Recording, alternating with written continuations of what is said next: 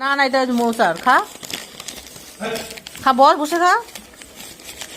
মশার কোনটা গেল না? এই যে এটা মোচা, খা। ফ্যান চালা, গরম লাগছে। তারপর দেখ, ভালো ভালো আছে, এনে খা। তুই একটা খা, আমি একটা খাই।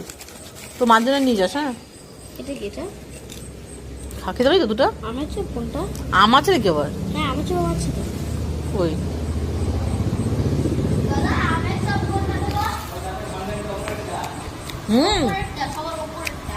সবার উপরে কোনটা ছিল?